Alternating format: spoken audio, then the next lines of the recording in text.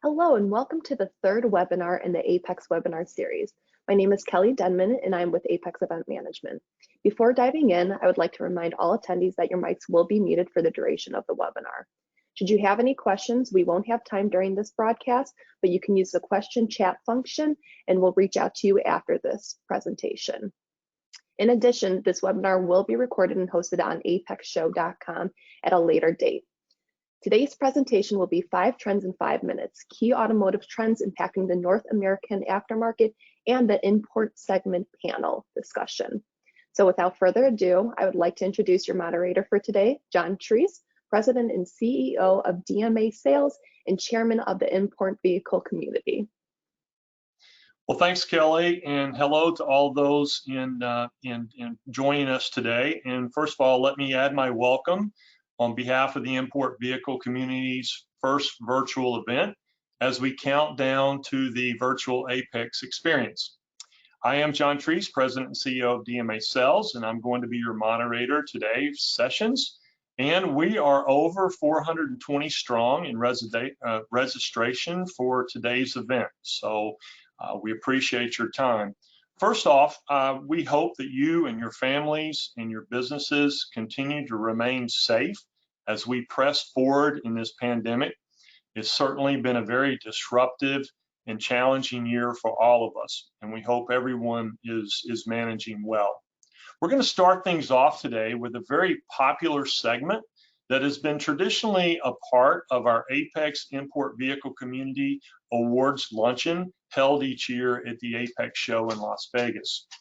We're going to do the 5 trends in 5 minutes, focusing on the key automotive trends impacting the North American automotive aftermarket, specifically focusing in on some of those import vehicle trends as well. We're joined today by Todd Campo, Associate Director of Automotive Solutions with IHS Markit. Welcome, Todd. We're glad to have you with us today. And we'd also like to thank IHS Markit for their continued support and sponsorship, not only of this event today, but for the import vehicle community over the years. You guys have been great supporters of the Auto Care Association and the import vehicle community specifically, and we do appreciate that. So with that, Todd, I'm going to turn it over to you and we'll get things started. All right, John, thanks so much for having us. We're excited to be back with the import community. Obviously, like everybody, we're very disappointed that we can't be in Las Vegas this year face-to-face, but we certainly look forward to seeing everybody next year, hopefully, for a face-to-face meeting. Obviously, 2020 has been a very interesting year, and forecasting has been extremely difficult in this climate, let's say. But I'm going to do my best over the next 20 minutes to look at my crystal ball and provide some thoughts about what's been happening to the automotive fleet and give you some ideas about what we think is going to happen in the coming years. My goal today is to provide a good look at the trends in the vehicle fleet that we at IHS Markit think are important for aftermarket companies to be aware of and to understand so that they can be positioned to take advantage of them and realize good growth in the coming years. Now, what we touch on today will probably not be a lot of the mega trends that you often hear conversations about, but what we try to focus on are the nuances in the vehicle fleet, the things that we see when we track the population day to day, week to week, month to month over the years. And hopefully they will help you give you clues as to where to focus your efforts in the coming years to take advantage of the market we're in. So with that, here's a little bit of a roadmap of where we're headed. You can see the trends here. I won't read through everything for you there, but we're going to talk a little bit about vehicle miles traveled. Then we'll talk a little bit about new vehicle sales, the mix of vehicles, the age of vehicles, and the sweet spot, and then technology that we see coming into the aftermarket by way of new vehicle sales in the coming years. Throughout the whole presentation, I'll work to provide some insight about what we're seeing specifically related to the unprecedented times we're in with the pandemic. So with that, let's get started. So vehicle miles traveled has often been looked at as a key indicator for the aftermarket. In most cases, opportunity for service and maintenance can be derived based on vehicle miles traveled. At the start of the year, I had told you that we were in great shape, that there was a very positive outlook. We'd had 5 years of healthy growth after 7 years of sustained or flat declining miles. And 2019 was the 6th consecutive year where we had over 3 trillion vehicle miles traveled in the United States. The rate of increase was slowing. We were at about 0.9%, but we still expected that 2020 would eclipse that 3 trillion mile mark. Then the virus hit. We're looking here at month over month vehicle miles traveled. And as you can see, in early 2020, actually we were up about 2%. The lines are about right on top of each other, but we were up 2% in January and February. Then the bottom fell out in March and April, with March declining 18% and April down 40%, which we believe is the trough of the decline in vehicle miles traveled. But we estimate to date 330 billion less miles have been traveled in 2020 than we traveled in 2019. That's over 15% down year over year. Now, we seem to be getting to a point where we may be settling into a new normal, so to speak. And if we continue to stay here at about 11% down over 2019, we're going to finish 2020 at about 14% down, or 2.8 trillion miles traveled for 2020. But I would caution you, as we look at these numbers, that all the miles that are being traveled seem to be different than what we're used to historically seeing. Services like TomTom that track vehicle mobility and traffic patterns are still not seeing a return to the traffic and congestion that we saw prior to the pandemic. I believe that points to the likelihood that over the summer that we've seen an uptick in recreational travel for vacations. 2020 saw the return of the good old-fashioned road trip. And the question will be, as we enter into the fall, we enter into going back to school and other things, is will that continue? Because if it doesn't, we're likely to see a greater than 14% drop in vehicle miles traveled when we close the books on 2020. To put this into context real quick as we move on to the next trend, the largest year-over-year drop we've seen in the past 30 years was in the Great Recession in 2008. That drop was only 1.8%. So this one is likely going to be 8 to 10 times worse from a vehicle miles traveled than that event. Just before we shift, I just wanted to also show gas prices. So this is another indicator for vehicle miles traveled. Often there's an inverse relationship. I wouldn't say it's a direct correlation, obviously, but there's an inverse relationship between gas prices and vehicle miles traveled. So maybe the one bright spot on the vehicle miles traveled is gas prices have stayed low and they've sustained low. And typically when gas prices are below, let's say $3 a gallon, which is now perceived to be reasonable, vehicle miles traveled is typically growing. So obviously the pandemic was an external stimuli that changed things, but the environment looks to be ripe for a return to vehicle miles traveled in the not too distant future once we get the pandemic behind us. So we're excited about that because IHS Markit's energy team does project fuel prices to grow a little bit through the next decade, but not significantly. They think it'll be gradual growth. So that could be important as we come out of the pandemic. Now let's move on to new vehicle sales. So in 2019, we saw a second decrease in new vehicle sales in the past 3 years, but 2019 was still the 7th best new vehicle sales year on record. And it continued a record streak of 5 straight years of greater than 17 million units sold. So we were in great shape at the end of 2019. 2020, we're already projecting a little bit of a pullback. We expected it to decline about 1.8% to 16.8 million units, but that was until the pandemic hit. 16.8 would have been the 10th best new vehicle sales year in US history. But like I said, when the pandemic hit, the bottom fell out. We're now looking at about 14.3 million units is what we expect 2020 to come in at. Those 16 million new vehicle sales look like a pipe dream for now. Although the good news here is we've actually increased our forecast over the summer. When the pandemic initially hit, we thought we might drop as low as 12.5 million units. So signs are positive that new vehicle sales are rebounding better than we expected. And we do expect 2021 and 2022 to actually increase. So one of the divergences we're seeing in 2020 from the Great Recession is that we don't expect to have back-to-back years of new vehicle sales drop. We expect 2021 to come back about 8 to 10%. And then in 2022, we expect to get back over that 16 million plateau. So good news overall coming out of this. that we don't expect this to be a 2-year trend as far as the drop in new vehicle sales. Now let me put that in context for you of sales over the past 20 years or so. The blue bars are actual, the green bar is the most current actual, and then the yellow bars are forecast here. You can see there that 17.6 million was the peak in 2016. Last year we came in at 17.1. There's those 5 years of 17 million, which was the first time that we've ever achieved 5 years in a row hitting 17 million or over. So all good news for the aftermarket is that's pipeline for us coming into the aftermarket in the coming years. So as you can see, 2020 will be a significant reduction. But like I said, we don't expect that to stay that way. We expect to come out of it and begin to climb in both 2021 and 2022. You can see there real quickly before we go on to the next trend, in the middle of the screen, 2008, 2009, you can see the reduction from the Great Recession and the 7 years straight of growth coming out of it. And we don't expect that we're going to fall by that 40%, but we do expect that we're going to come out with a good year, about 10% in 2021, and then another 3% to get us over that 16 million plateau in 2022. Now, this is new vehicle sales, which is important to the aftermarket because it's pipeline, but really the VIO is a little bit harder to predict because what we saw during the Great Recession was that people kept their vehicles longer. So let's take a look at how this is expected to impact the VIO.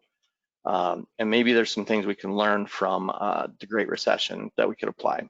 So you can see there we're at about 280 million units for 2020. The big question is, where do we expect to be at the end of this year?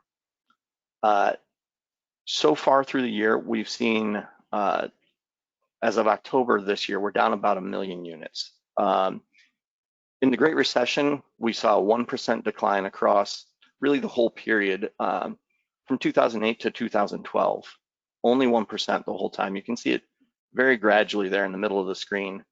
But in 2020, it appears that we may experience a more drastic change, but come out of it more rapidly. So we're interested to see if VIO will take a similar impact as new vehicle sales and see that whole drop happen very rapidly. In the long term, though, through the middle 2020s, we do still expect to come back to VIO growth, although we expect it's going to be relatively gradual growth. But that said, 280 million to 290 million vehicles is still a very large fleet for us to maintain. And with the slowing new vehicle sales, we actually expect that average age will potentially grow a little bit more rapidly, which is always good for the aftermarket. Now we're going to talk about average age in a couple minutes, but let's talk about a little bit of what's going on inside the VIO first. So we've been telling the industry for quite some time about shifts that are going on in the vehicle fleet, shifts from passenger cars to light trucks, as well as shifts from domestic to imports. At the end of 2019, 7 out of 10 new vehicles sold were light trucks, including SUVs and CUVs. And from a VIO perspective, imports are moving towards a 50% share of VIO, which we expect them to reach probably by the mid-2020s. Inside those numbers, there's some interesting things that are happening. So we've seen domestic cars go from a 36% share in 2002 down to a 16% share in 2019. Trucks have stayed flat at about 37 to 38%. They actually have declined a little bit. They climbed up to 39% around 2008, 2009, and they've come back down to 38, but relatively flat. Import cars have gained about 6 points of market share from 21 to 27 over that time. But the big change has been the import light trucks. They've gone from 7% all the way to 20%. So significant share gain. They gained a point of share just from 2018 to 2019. It appears that the pandemic is not going to change this trend anytime soon. It actually may accelerate it. When we look at new vehicle sales month by month over 2020, those top 3 bars are cars, and the bottom 3 bars are light trucks.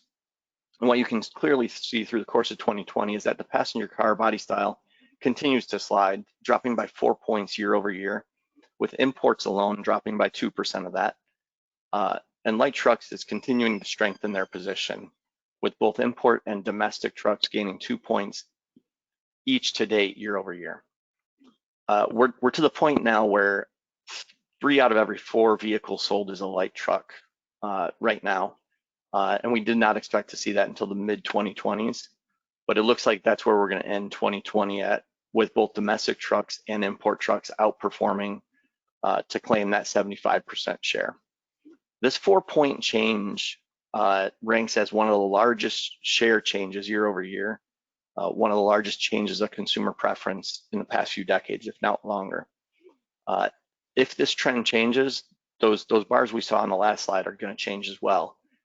You'll see the domestic trucks take on more of a share still, and you'll see the domestic or the import trucks take on more of a share, with actually the import cars as well as the domestic cars losing share overall. This change in preference does have a significant impact on our next trend, which is average vehicle age. We're now looking at the average vehicle age chart over the past 20 years or so, and as you can see, it's been climbing year over year for a very long time. Since 2002, really, it's really been climbing since the 1920s, since the first car rolled off the production line. What you don't see in here is some of the nuances again in the data. So for January 1st of this year, we stand at 11.9 years, but the light truck average age actually declined. Now it was really a rounding error decline, basically. It went from 11.57 to 11.5, so very small decline.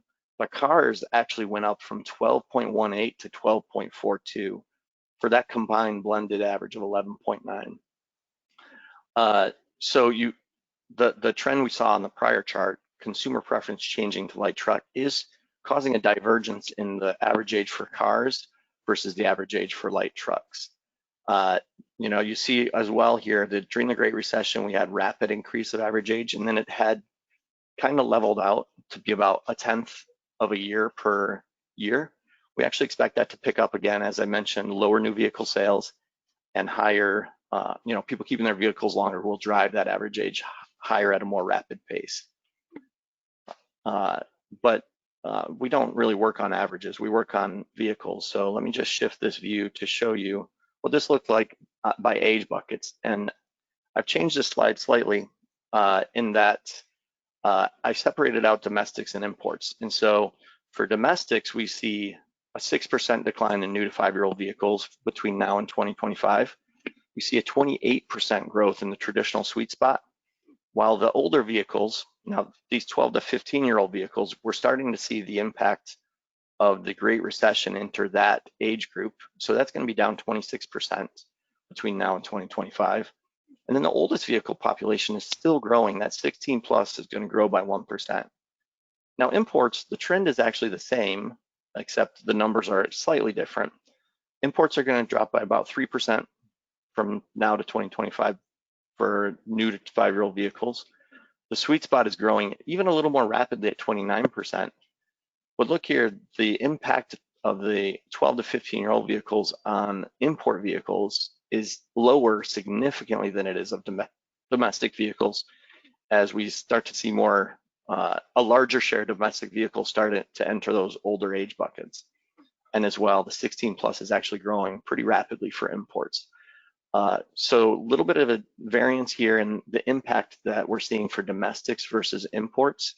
Now, obviously the pandemic could change some of this, but when you look at those last 3 arrows for each grouping, 6 to 11 years through 16 plus years, those vehicles are already the ones that were sold. And what you're really seeing come into that aftermarket sweet spot are the vehicles that were in those 5 years of 17 plus million units sold, new vehicle sales from 2014 to 2015 to 2019. So we're pretty confident about the last 3 buckets. The first bucket, we may be a little optimistic because of the decline we're seeing.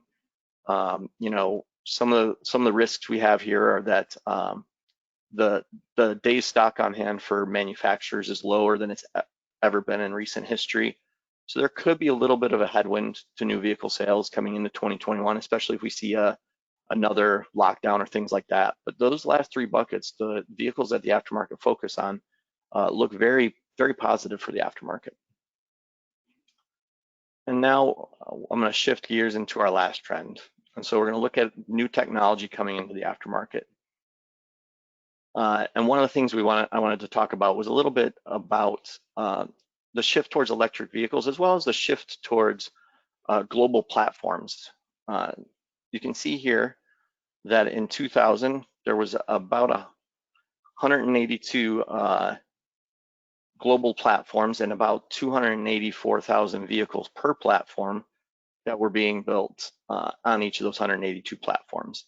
By 2025, what we're projecting is that manufacturers are going to actually reduce the overall platform count down to about 137, but the goal is going to be to drive about 677,000 vehicles off of each of those platforms.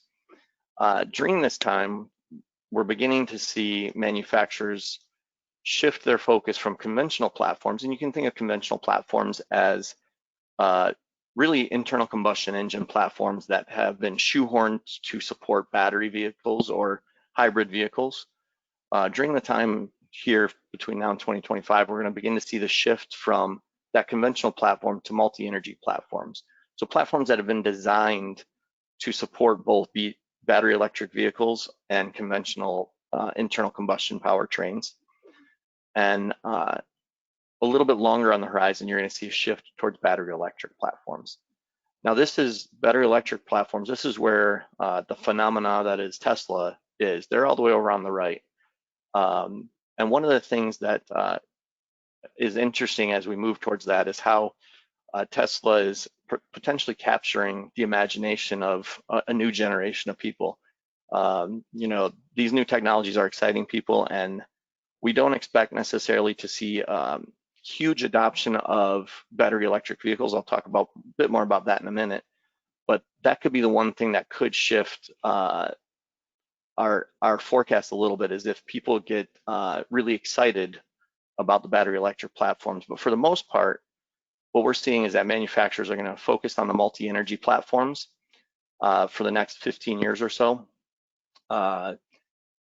And that's where you're going to start to see a lot of the new vehicles that are coming out in the early 2020s. You know, we've heard about the new F-150 and other things that are going to have hybrid, and they're going to have electric vehicles. A lot of these are shifts that are going to these new platforms. But a lot of this new technology gets a lot of attention, but when you really look at the impact that it's having on our vehicle fleet, this year, 94% of vehicles sold, or I should say 2019, 94% of vehicles sold were internal combustion engine only. By 2031, we expect that 61% of all vehicles sold will still be internal combustion only, with 39% having some form of electrification. But when you add in hybrid electric vehicles, you know, mild hybrid, full hybrid, start-stop, even by 2031, we expect that 80% of all vehicles will still have an internal combustion engine, with, you know, the remaining about 12% being battery electric only. So there is a move towards this new technology, but it is slow. The question really is not a question of if we're going to move towards electric vehicles, but a question of when we're going to get there. And actually, one of our vice chairmen, Daniel Jurgen, who's on our energy team, has a take on that I thought would be very interesting to this group. He's written a new book, The New Map, Energy, Climate, and the Clash of Nations. And what he says is that 2/3 of the automotive fleet will still be gasoline powered by 2050. He does believe that as many as 8 out of 10 new vehicles sold in 2050 may be battery electric. But he does also point to the fact that because there's such a long history, there's almost 2 billion vehicles on the road by then, that it's going to take a long time for battery electric vehicles to unseat the internal combustion engine from a total VIO standpoint. So the reason I think this is important to this group is, you know, we spend a lot of time talking about new technologies, ADAS, electric vehicles, and other things, autonomous vehicles, and they're important to be aware of, but I think it's also very important that the aftermarket community continue to focus on fixing the vehicles that we're very good at. The internal today, we're very good at them, I should say. We're very good at the internal combustion engine. We are learning very rapidly about ADAS, and we need to continue to learn about those things, because those things are going to be coming in our bays for the next 20 or 30 years before we start seeing a real shift to a totally new propulsion type. Now, that said, I'm not saying that we're not going to see a lot of new technologies in the next 5 years coming into our bays.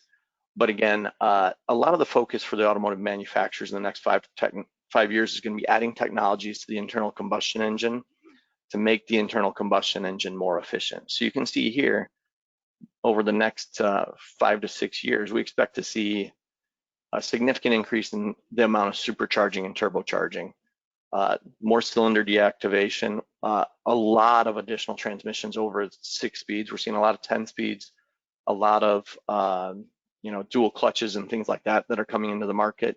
We're also seeing a lot of stop-start there. You can see that 12-volt S/S is stop-start technology, as well as a few more other types of hybrids, mild hybrids, strong hybrids. And at the bottom, you can see there, we're going to see more battery electric vehicles absolutely coming into the marketplace. But really the question for battery electric vehicles is, how do we get people to buy them? And the challenge is in forecasting that is there is legislative implications, there are government initiatives as well as manufacturer initiatives that can all change that. But really everything we've seen points to the fact that the consumer has to be interested in buying a battery electric vehicle before that growth is really going to be rapid or sustainable. So with that, we're coming to a close here. So in summary, we do see VIO being tempered a little bit by COVID-19. We think it's going to be flat in the short term, maybe down a little bit as in January of 2021, but relatively flat and slow growth in the midterm. We do see significant change in the mix of vehicles that is going to impact the repair opportunity in the aftermarket. We're seeing far more light trucks. We're also seeing far more imports than we have historically. And even inside imports, we're seeing a shift from import cars to import light trucks. The sweet spot is very strong in the midterm, but as we kind of went through, the sweet spot is going to be more and more divergent by vehicle type as well as by vehicle origin, let's say imports versus domestic.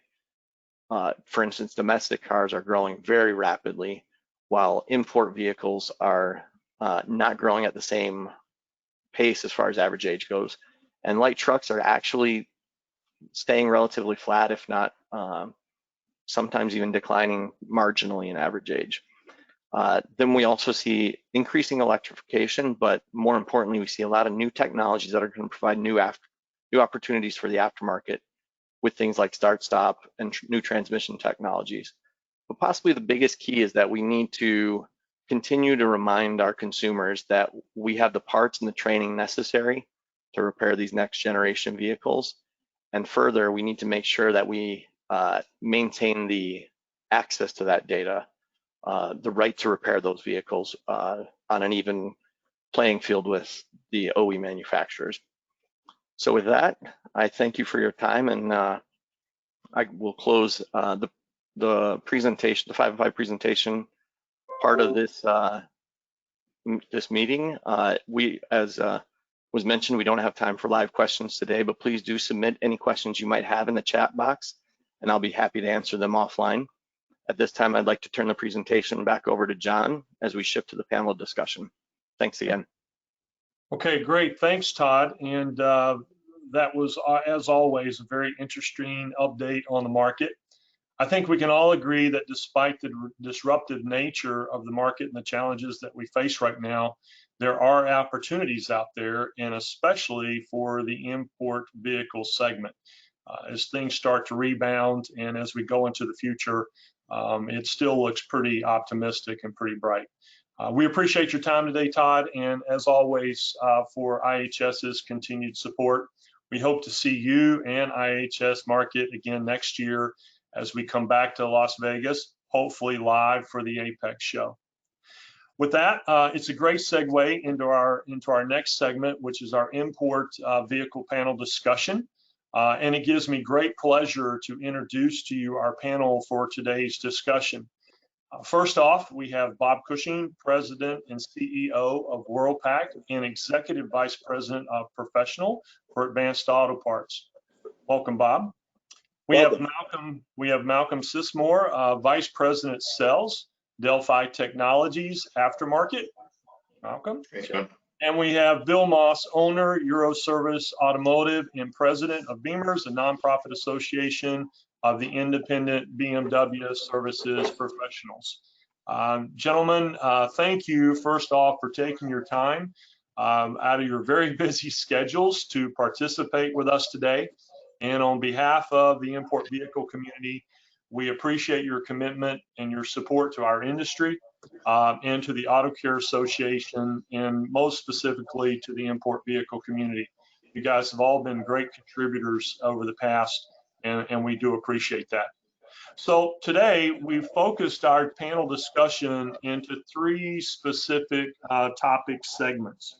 And the first segment that we're going to jump into is understanding how we think the market will perform over the next 15 months, especially given the data that we've just been given by AHS. And I'm going to ask the same question to start things off to each one of you. And here we go. So Bob, I'm gonna start with you. The pandemic has certainly been disruptive, and you know, the second quarter specifically and significantly. What impact do you see it having on the market going into the fourth quarter and as we transition into 2021? Where do you see things going?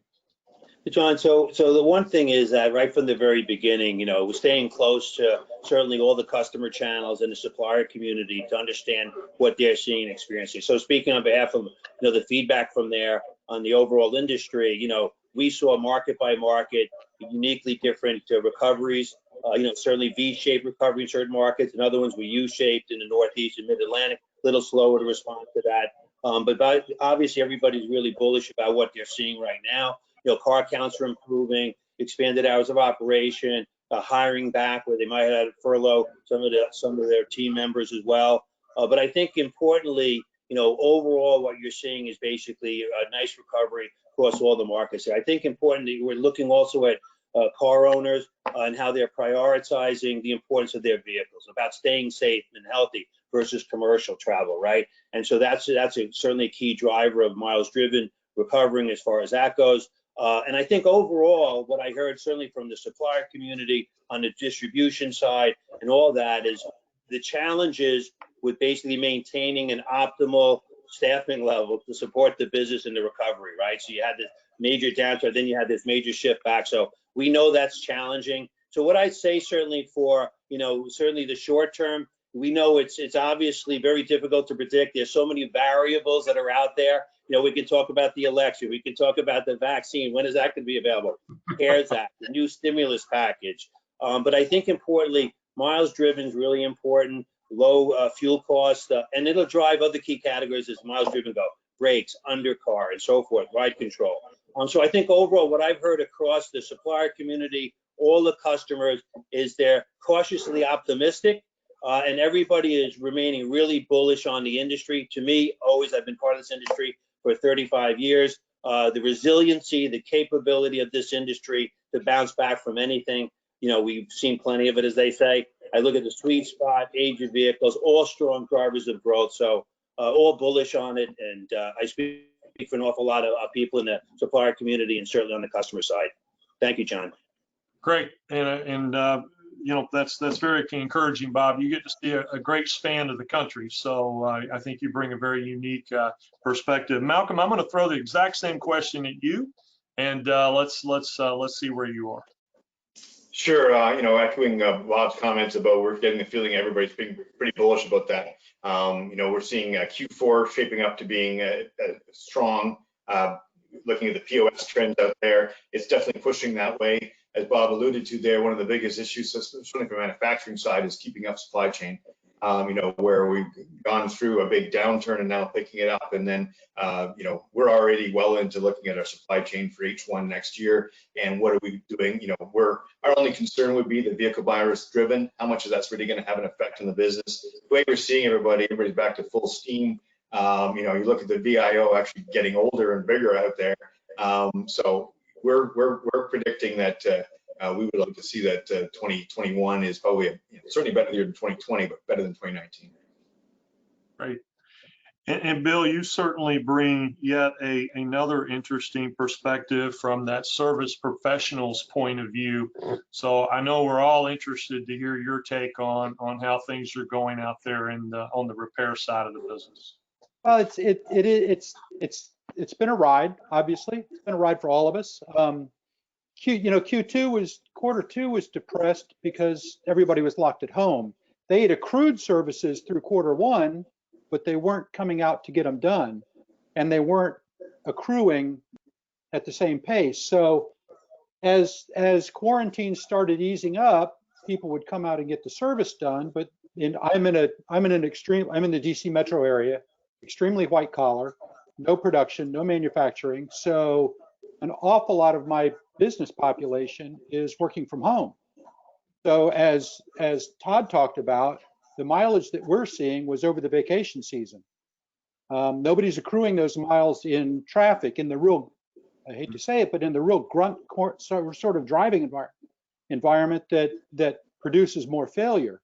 The leisurely drive to Florida for vacation, pretty easy on the car, and it doesn't get that day-to-day hammering. So our dynamic is maybe a little different because of my geographic location. Some companies are never going back to the office, and people are picking better places to live, more economical places to live, because they're not going to go back to DC. So it's a different dynamic. It's incumbent on us to aggressively look at every car that we see. Our car count is up, our average RO is down. We're seeing the customers, but they're not beating up their cars.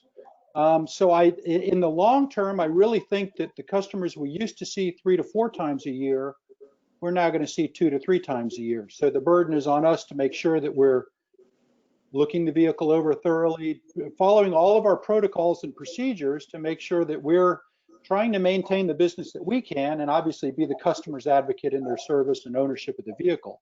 So but I've talked to other people in different geographic locations, and they're back up to 95% of normal. I'd say we're probably 80-85% of normal.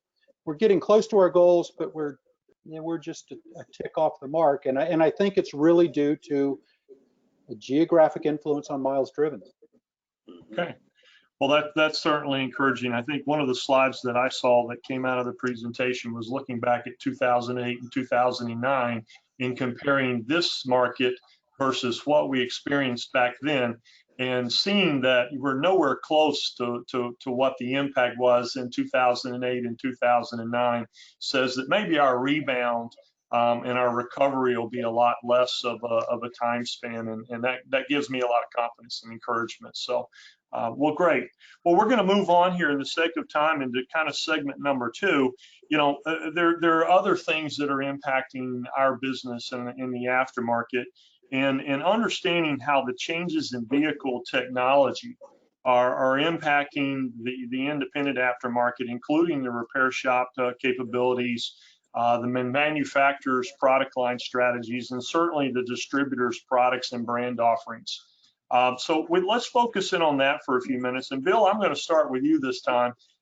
As cars become more complicated and electrified, how does the independent shop, how do those service professionals, what do they need to do to stay caught up and on the forefront of that technology? Well, that's funny. To me, it's educate, and then market. I'm old enough to remember when they first put solenoids on carburetors, and the older generation of technician went, "That's it, I'm done, I'm out of here." And I don't think that trend has stopped in the past 40 years. Things have become more complex, and we have been burdened or challenged to stay up with it. So back then, I think we probably, the 70s were the heyday, and the 80s were the heyday for technicians. And then the dealership started getting some market share because they were the ones that everybody perceived could stay up with the technology. They didn't think their local gas station could. So I think the burden's really on us to make sure that our customer base knows that we're educating, knows that we're staying up on things, but we've got to tell them that. They're not going to assume it. They're not going to read it in the newspaper. They're not going to see it on mainstream media. We've got to tell them that we're keeping up. We're aggressively pursuing this. This is our chosen career path, not something we defaulted into in high school. So it's an interesting dynamic. Education, marketing, does that lead to specialization? Maybe. Certainly there are people that are specialized in electric vehicles. You may see specialization in ADAS service. You may see specialization in particular areas of vehicle. So pick your niche, be your best, and tell your customers you're the best. Excellent. Malcolm, you know, as the manufacturers, you know, what types of things are you continuing to do to help those service professionals? And is that a part of your product line strategy, and is that changing your product line strategy? Yeah, it's 100% part of our product line strategy. I think there's, you know, one of the things is to continuously improve data for application data, so that when Bill is looking up a part, it's very clear this is the part for that vehicle. There's such a proliferation out there. Often there's guesses, and we all know sometimes you have to order 3 parts to figure the right one out. And we don't want to do that. Also, like for Bob's counter professionals out there, they want to be able to make that decision very quickly, and clear data does that, and that's ongoing and needs to become more robust as you move forward. So I think that's one part of it. The other one, if you look at Todd's slide, the last one, I liked it because it had all the new technology and a couple things there, like GDI going to 55% of the vehicles being produced, the GDI turbo, right? You know, Bill, that brings a whole bunch more awesome opportunities for a shop. It comes in. As a company that we specialize in GDI around the vehicles, we include both our pumps and injectors, but we also have testing equipment, diagnostics, tools, training. That's a big part that's going forward. And think about the start-stop. That was another big one, right? There's like a starter that used to maybe do 100,000 starts in a lifetime. It's going to do 900,000 to 1 million. That's got to add more business, right? Just think about that vehicle being 10 years old and the person still really wants to start-stop to work. You know, you got to fix that thing. You got to make it right. Let alone getting into ADAS type applications where you really have to get it right. You can't be repairing a vehicle that could cause an accident, or even on the hybrid side, you have an accident with your own shop. You have to know how to deal with a hybrid vehicle. And I think the shop's connection to first responders is a big part there to bring up that marketing reputation you're looking for, Bill. The shops actually can do that. We can disconnect those orange lines. Yep. Right. Well, Bob, I think we all know that Worldpac is one of the great leaders in training and providing those services to your customers. And so as a distributor, you know, what are you continuing to do to help the shops tackle those new challenges as this new technology kind of comes that way? And does that impact really the brands or the manufacturers that you choose to necessarily work with, or that you see the market choosing to work with? Yeah, so for us, you know, we started Worldpac Training Institute 21 years ago, and at the same time, CarQuest created the Technical Institute as well, unbeknownst to each other. Now we've been able to bring those together. So training is critically important to us. We know one of the greatest challenges that we face is the shortage of technicians. So we need to do everything we can to make sure that they can handle obviously the technology that we just heard about, and certainly go on the go forward basis. So to me, you know, we have to keep adapting, and COVID really created something there where, you know, these in-person training seminars, we had to end up doing something different. So the first thing that we did within basically 10 days of this hitting us, we created a new virtual classroom platform.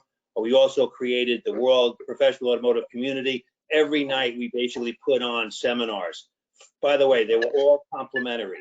We had over 50,000 technicians that we trained in the next 16 weeks thereafter, and had to rebuild the way we went to it, because training and basically building career paths for our customers' technicians is critically important to everything that we do. And we have that capability now with those two particular groups. So on the second part of that, I consider that when we talk about the brands, obviously right part at the right time.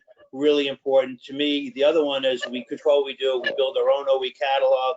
We get to be first to market. We understand the trends that are developing with the new technology, and obviously the brands that are there, the OEM brands such as Delphi, and all of those particular ones that matter for us as soon as a vehicle becomes available into the aftermarket. So we like to be there, make sure our customers are first to market as well.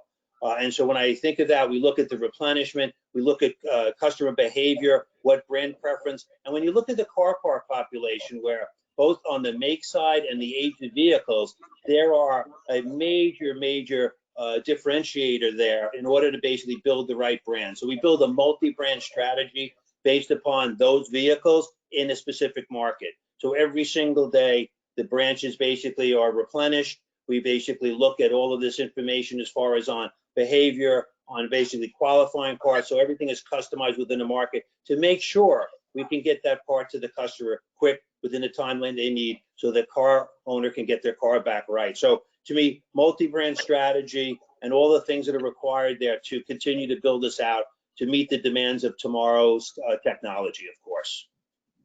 Great, excellent, and thank you. I think we can all agree that it's like a three-legged stool. It takes the manufacturer, it takes the distributor, and certainly the service professional. And it's a collaborative effort of everyone working together to serve what we all have in common, and that is the ultimate end user and the consumer of the product. And it behooves all of us to stay on top of our game and stay relevant with the market as it's changing so rapidly, for sure. Let's move into our third segment now. And this, you know, as an independent aftermarket, we're certainly faced with competition. And part of that competition comes from the OEMs out there in the world. And I think we're all aware of, you know, some of the challenges that the independent aftermarket has been faced with. So Bob, I want to start with you. How important is the right to repair ballot initiative in Massachusetts? And what does this really mean for the independent aftermarket overall? Yeah, so this is critically important to our industry, you know, whether it's for the shops, the consumer, the suppliers, to all of us. You know, we know this is all about choice. This is all about the fact that almost 90% of the vehicles out there, you know, certainly basically have telematics. We need to make sure that that information is readily available. When we think about the legislation, you know, first was introduced in 2012. I think there was over 80%, 86% of the voters approved it, and we know it's coming up on the ballot, you know, coming up here in November. So we know the car manufacturers want to limit it, and to me, that's a dangerous situation where people don't have the choice to take their vehicle where they want to take it. They've already have established relationships with many, you know, obviously repair facilities, just like his Bill's shop. Of course, he's got a whole host of loyal customers there. So this is all about making sure that we have access to what is critically important to deal with the technology of tomorrow. So the important thing, car manufacturers are spending millions of dollars basically out there trying to defeat this. Well, the good news is the top automotive distributors and suppliers and manufacturers have basically come together, you know, as an industry in the aftermarket here to go after that, and obviously also spend millions of dollars to support it. When we think about the Massachusetts Coalition. And to me, when you think about, you want to talk about demonstrating the importance of it, where do you see where fierce competitors every day of the week are basically getting together towards this common goal? And that's how important it really is. And there's great work being across the board with the auto care. So all of this collaborative work, really important across the line. And so to me, for all of the Massachusetts voters that are on the call today, remember, question 1 on the ballot, vote yes, please. And so I think overall, car manufacturers don't even have the capacity to deal with the car park population out there today. And I think for the most part, you know, this is really important for us to see a victory on this again, like we saw in 2012.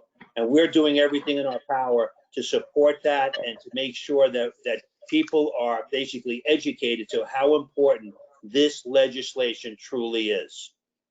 Great. I could not agree more. And Bill, this is obviously affecting your livelihood, right? I mean, this is right where you and your association members are focused. So do you see in your area the dealerships trying to take your market share and shut you down without the right to this information? And what are you doing more importantly to counter that threat? Yeah, it's not quite as direct as that from the dealerships. Certainly they want our market share. I think it's an accepted fact that they couldn't handle our market share if they got it. But that aside, the bottom line of what we're doing to address the dealer as our competition, because they are, Sure. first things first, you got to fix the car. If you don't fix the car, you're not competitive. So fix the car, develop a relationship with the customer. We don't have the marble floors and the smoke glass and the yoga studio and the manicurist waiting for you. We've got a coffee station, we've got some snacks, we've got a personal attitude on the phone, we've got a smaller environment where we can control our quality better.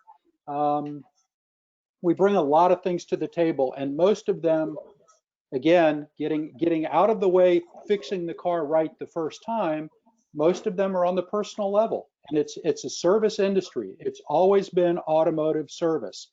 And that's two people or two entities you've got to service, the car and the customer. Our strong suit is fix the car, service the customer. Great. And I really liked what you said before about getting out there and doing the marketing and letting the base know that you're there and that you can take care of their needs. You got to do it, and social media really expands that. It expands that responsibility. Obviously, it expands our exposure, but if you don't use it, it has no value. Exactly. If you attack it and use it as your platform, it can be very, very valuable, because people do, unfortunately, educate themselves with social media. So we can chip into that. So Malcolm, as a manufacturer, kind of serving both the aftermarket and the OES side, how are you focused on helping the independent service professionals, kind of overcome the competition on the other side of that? What's your take on it? My take is that, shops have been competing with dealerships since a dealership was formed, right? They've always been out there doing it, and like Bill said, best practices will win the day, right? And I think that there is a huge amount of interest from the dealer network to go after the underperformed maintenance that's out there. This is the current stuff. There's a lot of stuff. You look at the dealer share, the aftermarket share. It's happening today. And of course, there's the capacity issue, but there's other things. A lot of dealerships are open on Saturdays and Sundays and different late hours and that. There's different advantages that might meet the consumer's needs or not. So I think the shop needs to really focus on being the best that they do, right? I think from our side, from a manufacturer's side of things, we want to make sure that we get all the parts available possible so that Bill can do the repair. And that includes diagnostic information and training or whatever happens to be needed to get that job done from a vehicle repair and maintenance perspective. So we really think that we've seen this. The aftermarket is, from a technology and a competitive, has always been very robust. They've always done very well. Bill's not going to close his business down because of this. He's going to adapt and make sure they work it happen. I think there's a tremendous amount of great work going on, like the work that was done back in 2012 when we had the formation of NASTF, and technicians have access to the downloads to do that, which isn't happening in a great way out there, right? There's could be a lot more stuff that's going on that type of setup that's already in place there, right? So we're kind of evolving a little bit. I think the work that's needed to make sure that we can continue going forward will happen, because we are, I believe, an aftermarket industry that's big, and it does include the dealerships, right? There's a huge amount of used car business out there the dealerships are also doing, and that's important for all that as well. So I think that we'll all work it out in the end. Okay, well, great. Well, we have time, and I'm gonna slip one in here. We have just a little bit of time left, so I've got one last question for you, and I'm gonna throw this out to all three of you. But what are you most excited about in the coming year for the independent aftermarket? The first thing for myself is just to get out of 2020 will be fantastic. I'll just say that. And I think for everything, look, you come off, a challenging year. I look at the information that Todd shared with us earlier. When I think of sweet spot, when I think of age of vehicles, miles driven, I think all of that's out there. I mean, what I like to see is when the industry proves once again its resiliency, its capability of coming back stronger than it ever did before, adapting to the new way of doing business and so forth. And that's across the entire supply chain, from the manufacturers, certainly from the distributors, obviously to the repair shops and all that. And so that to me is an exciting thing to see every single time, whether I go back, through the years, and I've seen it plenty. And this is just another example of what we're going to see once again in 21. And that requires everybody doing their part and working collaboratively and making it happen. And that's exciting to me. Excellent. Bill, what about you? I'm right along those same lines. It's an extremely resilient industry. People are not going to stop transporting themselves. As long as we stay in the transport support industry, our future's secure. I often talk to people about the fact that our jobs are not going offshore. You can't get Brad in New Delhi to do my job on the phone. It just doesn't happen. So get this job, be part of your community, work in this field, be part of your community, put down roots. I started in a gas station, pumping gas when you used to pump gas. And I'm no great shakes, but most of the executives in Bob's team did the same thing. They started at a gas station or fixing their car in their driveway and had a passion for it. So the world's your oyster. It's an amazing field, and people are not going to stop moving. So your future's secure. Great. You just have to adapt and stay relevant. Malcolm, I'll give you the last word. Yeah, okay. So I look at it, we're in a growth mode because of COVID, right? We're coming out, and it is fun to work in a growth mode, right? When you look at it, comparable sales, all that type of stuff. So that's kind of cool looking forward through all 21, being in a growth mode. And I also got to say that, Delphi Technologies became a brand of Borg Warner just a couple weeks ago. So for me personally, that's pretty exciting to see how that's going to all shape up in the next little while. Sure. Well, great. Well, I know I'm excited about being able to get back out and see customers and get face to face with people. This is a people industry. I think we'll all be excited to get back to Las Vegas next year and be able to shake hands once again, maybe, and do all those kind of things.